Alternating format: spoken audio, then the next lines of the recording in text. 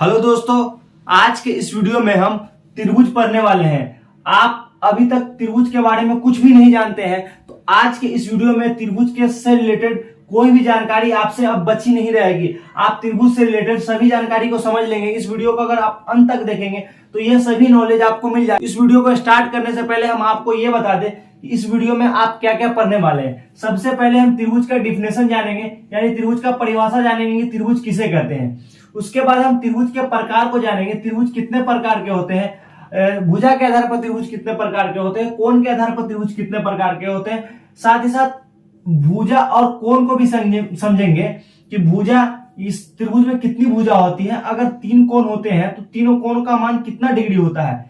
साथ ही साथ शीर्ष को भी समझेंगे, त्रिभुज के शीर्ष किस पॉइंट को हम त्रिभुज का शीर्ष बोलेंगे। अगर ये सब जानकारी समझ लेंगे, उसके बाद हम त्रिभुज का क्षेत्रफल और परिमाप को भी समझ लेंगे, क्षेत्रफल किसे कहते हैं और त्रिभुज का क्षेत्रफल किस फॉर्मूले की मदद से निकालते हैं। उसके बाद हम त्रिभुज के परिमाप को भी जानेंगे कि त्रिभुज का परिमाप कहां से कहां तक को हम त्रिभुज का परिमाप बोलेंगे।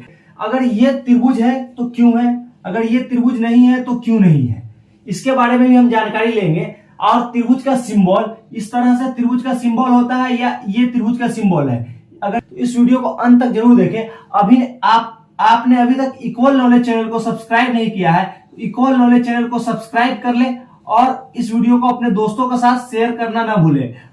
और आप और मैथ्स को समझना चाहते हैं तो इक्वल नॉलेज चैनल पर आपको वीडियो मिलेगा, उसकी मदद से आप मैथ्स को पढ़ सकते हैं और अपने मैथ्स को मजबूत कर सकते हैं। अब बिना देर किए आज की क्लास को स्टार्ट करते हैं और त्रिभुज को समझ लेते हैं। तो ये जो परिभाषा त्रिभुज का मैंने लिखा है कि 3 सरल रेखा से घिरे बंद आकृति को त्रिभुज कहते हैं। तो इसका मतलब आपको हम समझा देते हैं ताकि आपको परिभाषा और अच्छे से समझ में आ जाए। तो ये जो परिभाषा लिखा हुआ है 3 सरल रेखा, सरल रेखा मतलब सीधा रेखा, सीधा रेखा को सरल रेखा कहते हैं, ठीक है। घिरे बंद आकृति को मतलब वह आकृति जो बनेगा वह बंद होना चाहिए। मतलब देखिए यहाँ पे हम एक रेखा खींच दिए, ये सीधा रेखा है, उसके बाद फिर एक रेखा खींच दिए, हम तीसरी सरल रेखा यानी सीधी रेखा को हम खींचते हैं। तो ये 3 सरल रेखा हो गया। और इससे क्या है कि घिरा हुआ बंद आकृति है, तो इस बंद आकृति को हम क्या बोलेंगे, त्रिभुज बोलेंगे। अगर यह आकृति अगर खुला रहता है, जैसे देखिए यहाँ पे ये 3 सरल रेखा से तो बन रहा है लेकिन यह क्लोज नहीं है, मतलब बंद आकृति नहीं है। यह जो पिक्चर है यह बंद नहीं है, इसलिए यह त्रिभुज नहीं कहलाएगा। क्योंकि त्रिभुज का होने के लिए कंडीशन यह है कि वैसा 3 सरल रेखा से बना आकृति जो बंद होना चाहिए, मतलब बंद होगा तो वह त्रिभुज कहलाएगा, जो बंद नहीं होगा वह त्रिभुज नहीं कहलाएगा। तो इसलिए यह त्रिभुज नहीं कहलाएगा और ये त्रिभुज होगा। समझ गए हैं त्रिभुज किसे कहते हैं कि 3 सरल रेखा मतलब 3 सीधा रेखा से घिरा बंद आकृति त्रिभुज कहलाएगा। तो ये आप समझ गए हैं। तो अब हम त्रिभुज के भुजा और कोण को समझते हैं। देखिए ये जो पॉइंट है, यहाँ पे एक पॉइंट है, एक पॉइंट यहाँ पे है, एक पॉइंट यहाँ पे है। तो इन तीनों पॉइंट का हम नाम दे देते हैं। इसका नाम हम ए दे दिए, इसका नाम बी दे दिए और इस पॉइंट का नाम हम सी दे दिए। पॉइंट का हम जब नाम दे दिए तो अब हम यहां से इस पॉइंट से लेके इस पॉइंट को हम इसको त्रिभुज की भुजा कहते हैं। ए से लेके बी तक को हम त्रिभुज की भुजा बोलेंगे। ए से लेके सी तक के लाइन को हम, यह त्रिभुज की दूसरी भुजा होगी। और बी से लेके सी तक के लाइन को मतलब रेखा को हम त्रिभुज की तीसरी भुजा बोलेंगे। तो आप समझ गए हैं कि त्रिभुज में कितनी भुजा होती है, त्रिभुज में 3 भुजा होती है। भुजा की संख्या कितनी हो गई, 3। उसके साथ साथ अगर 2 सीधा रेखा आकर अगर एक पॉइंट पर मिलता है, उससे जो झुकाव बनता है उसको कोण बोलते हैं। तो यहाँ पे एक झुकाव बन रहा है ए पे, एक झुकाव यहाँ पे बन रहा है बी पे, एक झुकाव सी पे बन रहा है। तो यहाँ पे इस तरह से त्रिभुज में कितने कोण हो गए, तो त्रिभुज में 3 कोण हो गए। तो आपको समझ में आ गया कि त्रिभुज में 3 भुजा होती है, 3 कोण होते हैं और 3 शीर्ष भी होते हैं। यह जो एंड है, ये ऊपरी छोर, ये तीनों क्या कहलाएगा, त्रिभुज का शीर्ष कहलाएगा। तो अब आपको समझ में आ गया होगा कि त्रिभुज में 3 शीर्ष होते हैं। एक शीर्ष ए होगा, एक शीर्ष बी होगा, एक शीर्ष सी होगा। तो शीर्ष भी आपको समझ में आ गया। भुजा और शीर्ष को समझ गए हैं, तो अब हम त्रिभुज की पहचान यानी त्रिभुज का सिंबल को समझ लेते हैं। यहाँ पे देखिए हम लिख रहे हैं, ये जो है मतलब त्रिभुज कैसा बना आकृति अगर इस तरह का रहेगा तो यह जो है ये त्रिभुज का सिंबल कहलाता है। अगर इस तरह से छोटा त्रिभुज बना हुआ दिखे आपको तो उसको आप क्या बोलेंगे, यह त्रिभुज का सिंबल है, त्रिभुज का पहचान है। तो त्रिभुज अगर न लिख के हमको इस तरह से अगर बना के दे दिया जाए तो हम समझेंगे क्या कि यह त्रिभुज को दर्शा रहा है, यानी त्रिभुज को बता रहा है।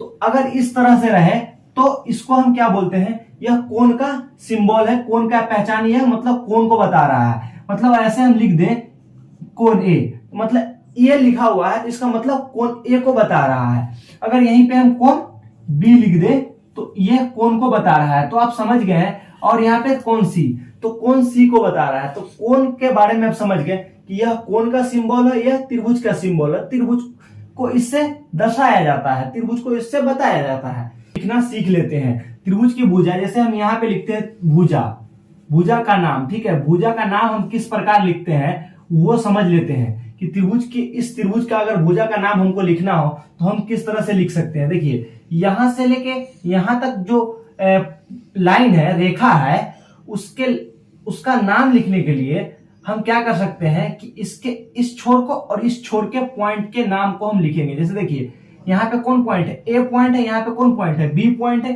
तो यहाँ पे लिखेंगे इस भुजा का नाम क्या हो जाएगा, ए बी। तो इस भुजा का यहाँ पे नाम ए बी लिख देंगे। आप चाहे तो इधर से भी लिख सकते हैं बी ए, तो ये भी आप लिख सकते हैं। आप चाहे तो आपके ऊपर निर्भर करता है कि आप किस तरह से लिखना चाहते हैं। अगर इस भुजा का नाम लिखना है आपको तो आप क्या लिख सकते हैं, बी और सी के पॉइंट को हम काउंट करेंगे, गिनती करेंगे, मतलब यहां से यहां तक के छोर को, दोनों छोर को हम किसी भी त्रिभुज के भुजा का नाम लिखने के लिए हमको करना क्या है कि उसके उस भुजा के दोनों एंड के पॉइंट को हम लिख देंगे। तो इसका एक पॉइंट है बी, इसका एक पॉइंट है सी, तो ये क्या हो जाएगा बी सी। इस भुजा का नाम क्या हो जाएगा बी सी। चाहे तो आप इधर से भी लिख सकते हैं सी और बी, तो क्या हो जाएगा सी बी। अब इस भुजा का भी हम नाम लिख लेते हैं। तो इसका क्या है, दोनों एंड को हम लिखना है, दोनों एंड के पॉइंट को लिखना है, तो ए और सी।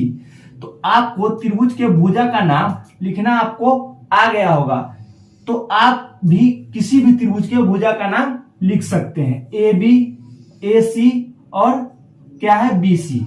तो इस तरह से हम त्रिभुज के भुजा का नाम लिखते हैं।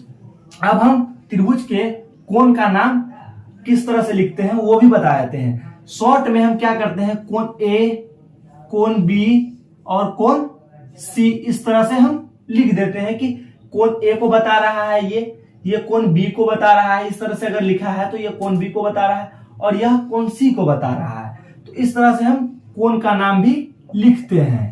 तो अब हम बात कर लेते हैं कि त्रिभुज के अंदर जो कोण बनता है, तीन कोण जो बनते हैं, इन तीनों कोण का मान कितना डिग्री होता है। तो जब त्रिभुज के अंदर तीन कोण बनते हैं तो इन तीनों कोण का मान जो होता है 180 डिग्री होता है। कितना डिग्री होता है, 180 डिग्री होता है। ये वैल्यू याद रखिए क्योंकि यह एग्जाम में शॉर्ट क्वेश्चन में पूछे जाते हैं, ऑब्जेक्टिव में पूछे जाते हैं। त्रिभुज में 180 डिग्री का कोण बनता है, त्रिभुज में 180 डिग्री का कोण बनता है, तो इसको आप याद रखेंगे। तो मोटा मोटी आपको त्रिभुज किसे कहते हैं, त्रिभुज किस तरह का होता है, आपको यह जानकारी हो गई है। तो अब हम त्रिभुज के प्रकार को समझेंगे ताकि हमको त्रिभुज से रिलेटेड कोई भी क्वेश्चन पूछे तो हम बता सके कि हाँ त्रिभुज से। तो इस वीडियो को अंत तक देखिएगा तो त्रिभुज से रिलेटेड कोई भी क्वेरी होगी आपको पूरा क्वेरी आपको समझ में आ जाएगा। कोई भी क्वेश्चन पूछेंगे आपसे तो वो बता सकते हैं त्रिभुज से रिलेटेड, इसलिए इस वीडियो को अंत तक। अब हम त्रिभुज के प्रकार को विस्तार से समझ लेते हैं ताकि कोई भी कंफ्यूजन आपको न रहे। तो यहाँ पे हम लिखे हैं त्रिभुज कितने प्रकार के होते हैं। त्रिभुज को दो भागों में बांटा जाता है, मतलब त्रिभुज का जो प्रकार होता है वो दो चीज पे डिपेंड करता है। एक भुजा के आधार पर त्रिभुज के प्रकार होते हैं और एक कोण के आधार पर त्रिभुज का प्रकार होता है। मतलब इसका क्या हुआ, मतलब ये हुआ कि त्रिभुज जो है भुजा के आधार पर भी त्रिभुज के तीन प्रकार होते हैं और कोण के आधार पर भी त्रिभुज के तीन प्रकार होते हैं। तो हम इसको पहले समझ लेते हैं कि कौन कौन सा प्रकार है। तो आप सुने होंगे भुजा के आधार पर त्रिभुज का प्रकार तीन होता है। पहला प्रकार होता है समबाहु त्रिभुज, ठीक है, यहाँ पे हम लिख रहे हैं, उसके बाद हम आपको समझा देंगे अच्छे से समबाहु त्रिभुज किसे कहते हैं। उसके बाद होता है विषमबाहु त्रिभुज, तो यह क्या है, यह त्रिभुज का प्रकार है। तीसरे नंबर पे क्या होगा, समद्विबाहु त्रिभुज, यह जो प्रकार है त्रिभुज का, यह भुजा के आधार पे यह त्रिभुज का प्रकार है। तो समबाहु त्रिभुज, विषमबाहु त्रिभुज, समद्विबाहु त्रिभुज। अब क्या है कि त्रिभुज के 3 प्रकार होते हैं कोण के आधार पे। पहला का हम नाम लिख देते हैं, पहला नाम होता है न्यून कोण त्रिभुज। न्यून कोण त्रिभुज आपने नाम सुना जरूर होगा कि न्यून कोण त्रिभुज क्या होता है, तो हम आपको विस्तार से समझा देंगे, आपको कोई भी कंफ्यूजन नहीं रहेगा। उसके बाद क्या होता है समकोण त्रिभुज, ये भी नाम आप इससे वाकिफ होंगे, समकोण त्रिभुज को तो बिल्कुल जानते ही होंगे। उसके साथ साथ तीसरा प्रकार जो होता है अधिक कोण त्रिभुज। यह सब त्रिभुज का क्या इस खासियत होता है कि इसको हम अधिक कोण त्रिभुज कहते हैं या समकोण त्रिभुज कहते हैं। तो सभी जानकारी हम आपको इस वीडियो में देंगे, ताकि इस तरह का कोई भी क्वेश्चन आपसे पूछे तो उनको आप बता सकते हैं कि यह त्रिभुज का प्रकार है। तो समबाहु त्रिभुज का क्या खासियत होता है, तो समबाहु त्रिभुज वैसे त्रिभुज को कहते हैं जिसका सभी भुजा जो है आपस में बराबर हो। क्या हो, वैसा त्रिभुज जिसका सभी भुजा आपस में बराबर हो, तीनों भुजा का मान क्या हो, उसकी लंबाई आपस में बराबर हो। मतलब ये अगर 3 है तो ये भी 3, ये भी 3 सेंटीमीटर, सब क्या है आपस में, वो भुजा का जो लेंथ है वह आपस में बराबर होगा। वैसे त्रिभुज को हम क्या बोलेंगे, समबाहु त्रिभुज बोलेंगे। अब क्या है विषमबाहु त्रिभुज, वैसा त्रिभुज जिसका सभी भुजा का लंबाई अलग अलग हो। मान लीजिए यह एक विषमबाहु त्रिभुज हम बना रहे हैं, तो यहाँ पे मान लीजिए ये 3 सेंटीमीटर का है, ये क्या है 4 सेंटीमीटर का होगा, ठीक है, और ये भुजा क्या है 5 सेंटीमीटर का होगा। तो आपको यह समझ में आया कि सभी भुजा की लंबाई अलग अलग होगी, वैसे त्रिभुज को आप विषमबाहु त्रिभुज कहेंगे। तो विषमबाहु त्रिभुज समझ में आ गया। अब क्या है दूसरा जो तीसरा प्रकार है त्रिभुज का भुजा के आधार पे, वो क्या है समद्विबाहु त्रिभुज। वैसे त्रिभुज को समद्विबाहु त्रिभुज बोलेंगे कि जिस त्रिभुज का 2 भुजा का लंबाई आपस में बराबर हो। मतलब ये क्या है 4 सेंटीमीटर का है, ये भी 4 सेंटीमीटर का है, लेकिन यह 3 सेंटीमीटर का, मतलब 2 भुजा का लेंथ आपस में बराबर होगा। वैसे त्रिभुज को हम क्या बोलेंगे, समद्विबाहु त्रिभुज बोलेंगे। जिसका 2 भुजा आपस में बराबर हो उसको हम समद्विबाहु त्रिभुज बोलेंगे। अब क्या है कि अब हम कोण के आधार पे त्रिभुज का जो प्रकार है उसको हम समझते हैं। क्या है न्यून कोण त्रिभुज, इसका मतलब क्या हुआ, इसका मतलब यह हुआ कि वैसा त्रिभुज जिसका सभी कोण न्यून कोण हो। न्यून कोण का मतलब वैसा कोण जो 0 डिग्री से लेके 90 डिग्री के बीच के कोण को हम न्यून कोण कहते हैं। मतलब इस कोण का भी मान 90 डिग्री से छोटा हो, इस कोण का भी मान 90 डिग्री से छोटा हो। मतलब अगर ये 60 डिग्री है तो ये भी, ये 60 डिग्री, ये 60 डिग्री, मतलब वैसा त्रिभुज जिसका सभी कोण का मान 0 और 90 के बीच में हो। ये तीनों को जोड़ने पर तो 180 डिग्री ही होगा, लेकिन क्या है कि इस त्रिभुज में सभी कोण न्यून कोण हो। अब क्या है दूसरा जो प्रकार है त्रिभुज का समकोण त्रिभुज। समकोण त्रिभुज का मतलब यह हुआ वैसा त्रिभुज जिसका कोई एक कोण 90 डिग्री का हो, वैसे त्रिभुज को हम समकोण त्रिभुज बोलते हैं। मतलब ये देखिए ये कोण जो है 90 डिग्री के, अब ये कोण क्या है, ये दोनों कोण ये 45 भी हो सकते हैं। इसके ऊपर आप इस भुजा के ऊपर डिपेंड करता है, इसके झुकाव के ऊपर डिपेंड करता है कि इस दोनों कोण का मान क्या क्या होगा। सिर्फ और सिर्फ समकोण त्रिभुज होने के लिए सिर्फ और सिर्फ एक कंडीशन है, कंडीशन ये है कि किसी एक कोण का मान 90 डिग्री होगा, वैसे त्रिभुज को हम क्या बोलेंगे, समकोण त्रिभुज बोलेंगे। तो इस त्रिभुज में आप देख रहे हैं कि इस कोण का मान 90 डिग्री है, इसलिए यह समकोण त्रिभुज कहलाएगा। तो आपको न्यून कोण समकोण समझ में आ गया है, तो अधिक कोण त्रिभुज को भी हम समझ लेते हैं। अधिक कोण त्रिभुज वैसे त्रिभुज को बोलेंगे जिसका कोई एक कोण का मान क्या हो कि 90 डिग्री से बड़ा हो। मतलब मान लीजिए इस कोण का मान जो है आपको क्या है कि यहां पे देखिए इस कोण का मान लीजिए 120 डिग्री है, ठीक है। मतलब वैसा त्रिभुज जिसका कोई एक कोण का मान 90 डिग्री से बड़ा हो, मतलब 120 डिग्री है तो ये कोण का मान हो गया अगर 30 डिग्री है, इस कोण का भी मान 30 डिग्री है। तो इस तरह से तीनों कोण को जोड़ेंगे तो क्या होगा, 180 डिग्री तो होगा, लेकिन किसी एक कोण का मान 90 डिग्री से बड़ा हो, ठीक है। वैसे त्रिभुज को हम क्या बोलेंगे, अधिक कोण त्रिभुज बोलेंगे। इन तीनों को जोड़ेंगे तो भी आपको 180 होगा, इन तीनों को भी जोड़ेंगे तो 180 होगा। तो आपको समझ में आ गया होगा कि त्रिभुज के 6 प्रकार टोटल हुए। टोटल कितने प्रकार हुए, त्रिभुज के 6 प्रकार होते हैं। तो त्रिभुज को 2 भागों में बांटा जाता है, एक भुजा के आधार पर बांटा जाता है, एक कोण के आधार पर बांटा जाता है। तो भुजा के आधार पर त्रिभुज के 3 प्रकार होते हैं, समबाहु त्रिभुज, विषमबाहु त्रिभुज, समद्विबाहु त्रिभुज। समबाहु त्रिभुज वैसा त्रिभुज जिसके सभी भुजा की लंबाई एक समान हो, वैसे को समबाहु त्रिभुज। जिसकी सभी भुजा की लंबाई अलग अलग हो, उसको हम क्या बोलेंगे, विषमबाहु त्रिभुज। अब तीसरा जो टाइप है समद्विबाहु त्रिभुज, मतलब वैसा त्रिभुज जिसकी 2 भुजा की लंबाई आपस में बराबर हो और तीसरी भुजा की लंबाई अलग हो, वैसे त्रिभुज को हम समद्विबाहु त्रिभुज कहते हैं। अब क्या है, कोण के आधार पर जो त्रिभुज के 3 प्रकार है उसको हम समझ लेते हैं। वैसा त्रिभुज जिसके तीनों कोणों का मान न्यून कोण हो, मतलब 90 डिग्री से छोटा कोण हो। जैसे यहाँ पे देखिए 60 डिग्री का कोण है, तो इस तरह का त्रिभुज को हम क्या बोलेंगे, न्यून कोण त्रिभुज। अब क्या है, समकोण त्रिभुज के बारे में समझ लेते हैं। समकोण त्रिभुज का मतलब ये हुआ वैसा त्रिभुज जिसका कोई एक कोण 90 डिग्री का हो। देख रहे हैं इस त्रिभुज में एक कोण का मान क्या है, 90 डिग्री का है, तो उसको हम क्या बोलेंगे, समकोण त्रिभुज।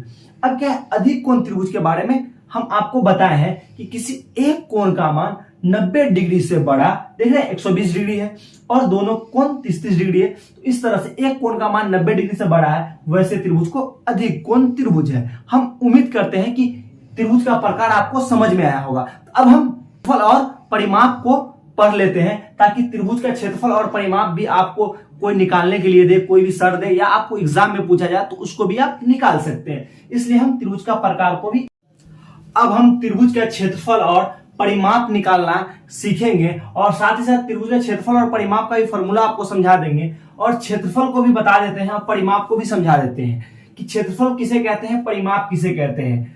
कोई भी आकृति जितना जगह मतलब स्पेस छेकती है ना, उसको उसका क्षेत्रफल बोलते हैं। जैसे देख लीजिए यहाँ पे एक त्रिभुज बना रहे हैं, यहाँ पे एक त्रिभुज बना हुआ, यह जितना जगह छेक रही है ना, इसी जगह को निकालने को हम त्रिभुज का क्षेत्रफल बोलेंगे। मतलब कोई भी आकृति जितना जगह छेकती है उसको हम उसका क्षेत्रफल बोलते हैं। अब क्या है, परिमाप को समझ लेते हैं। परिमाप का मतलब क्या होता है कि किसी भी आकृति के किनारा के लंबाई का कुल जोड़ को हम क्या बोलते हैं, उसका परिमाप बोलते हैं। तो परिमाप भी समझ गए कि इसके साइड के मतलब भुजा को आपस में तीनों भुजा को जोड़ देंगे, वह क्या कहलाएगा, त्रिभुज का परिमाप कहलाएगा। तो त्रिभुज का क्षेत्रफल का फॉर्मूला क्या होता है, तो त्रिभुज का क्षेत्रफल का फॉर्मूला होता है 1/2 गुने आधार गुने ऊंचाई। इसी को हम क्या बोलते हैं, त्रिभुज का क्षेत्रफल बोलते हैं। त्रिभुज का क्षेत्रफल निकालने के लिए हम इसी फॉर्मूले का इस्तेमाल करते हैं। तो ये जो भुजा है नीचे वाला, यह भुजा जो BC है, यह क्या हो जाएगा, आधार हो जाएगा, और ये क्या है, AC जो है, यह त्रिभुज की ऊंचाई हो जाएगी। तो अब आप इस त्रिभुज का क्षेत्रफल निकाल सकते हैं। तो क्या कर सकते हैं, इस फॉर्मूला पे हम वैल्यू को रख देंगे, मान को रख देंगे। 1/2 आधार क्या है, आधार आपको 24 है, तो यहाँ पे 24 रख देंगे, ठीक है। ऊंचाई कितना है, 7 है, तो यहाँ पे ऊंचाई की जगह पर हम 7 रख देंगे। इस तरह से हम क्या कर सकते हैं, त्रिभुज का क्षेत्रफल निकाल सकते हैं। तो इसको हम सॉल्व करेंगे, तो क्या 2 से काटेंगे इसको 12। अब क्या करेंगे, 12 गुने 7 करेंगे, तो इन दोनों को आपस में मल्टीप्लाई करेंगे। 12 सत्ते 84 मतलब 84 सेंटीमीटर स्क्वायर। क्या है, क्षेत्रफल क्या होता है, स्क्वायर मीटर में लिखाता है या सेंटीमीटर स्क्वायर में लिखे तो स्क्वायर में लिखाता है, तो इसलिए ये क्या हो गया, क्षेत्रफल 84 सेंटीमीटर स्क्वायर हो गया। तो अब आपको किसी भी त्रिभुज का क्षेत्रफल निकालना हो तो आप उसको निकाल सकते हैं। अगर आपको तीनों भुजा की लंबाई दी हो, तो तीनों भुजा मतलब आधार और ऊंचाई दिया हो, तो आप आराम से निकाल सकते हैं। अब क्या है, त्रिभुज के परिमाप को हम किस तरह से निकालेंगे, तो इसके परिमाप को निकालने के लिए क्या करते हैं कि इसके भुजा का कुल योग कर देते हैं, भुजा का कुल जोड़, ठीक है। मतलब क्या, इसका मतलब क्या हुआ, भुजा के लंबाई का कुल जोड़ कर देंगे तो इसका परिमाप निकल जाएगा। मतलब इसकी AB भुजा प्लस AC भुजा प्लस BC भुजा, इन तीनों भुजा को आपस में जोड़ देंगे, तीनों भुजा की लंबाई को आपस में जोड़ देंगे, तो यह त्रिभुज का परिमाप कहलाएगा, यानी त्रिभुज का परिमाप निकल जाएगा। तो इसको हम जोड़ते हैं। तो AB भुजा की लंबाई 7 है, तो 7 प्लस AC भुजा की लंबाई क्या है, 25, तो 25 प्लस कर देंगे। उसके बाद BC भुजा की लंबाई 24 है, तो 24 जोड़ देंगे। तो इसके साथ इन तीनों को जोड़ेंगे तो 49 7 क्या हो जाएगा, 56, तो 56 सेंटीमीटर। तो आपको त्रिभुज का परिमाप निकल गया कि त्रिभुज का परिमाप क्या होगा 56 सेंटीमीटर। तो आप त्रिभुज का परिमाप आसानी से निकाल सकते हैं। इसके किनारा का कुल जोड़ को हम इसका परिमाप बोलेंगे। तो आपको त्रिभुज का क्षेत्रफल और परिमाप भी निकालने आ गया। आपको और कोई भी क्वेश्चन इस तरह का देगा कि हाँ त्रिभुज का क्षेत्रफल और परिमाप निकाले, तो इसी फॉर्मूला का इस्तेमाल करेंगे। अगर आपको आधार और ऊंचाई दी हो तो आप आराम से इस फॉर्मूला का इस्तेमाल करके त्रिभुज का क्षेत्रफल निकाल सकते हैं। और परिमाप निकालना तो बहुत ही आसान है, क्योंकि इनके किनारा के जोड़ को हम परिमाप बोलते हैं। तो ये वीडियो अगर आपको पसंद आया है तो इस वीडियो को अपने दोस्तों के साथ शेयर करें। आपने अभी तक इक्वल नॉलेज चैनल को सब्सक्राइब नहीं किया है तो इक्वल नॉलेज चैनल को सब्सक्राइब जरूर कर ले, और इस वीडियो को अपने दोस्तों के साथ शेयर करें ताकि उनको भी इस तरह की जानकारी मिल सके।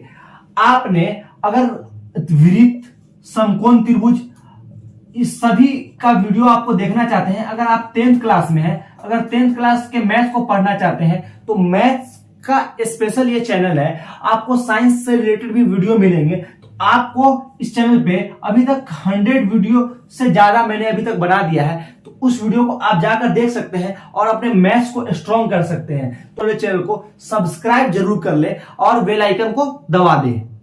तो आपका इस वीडियो को देखने के लिए बहुत बहुत शुक्रिया।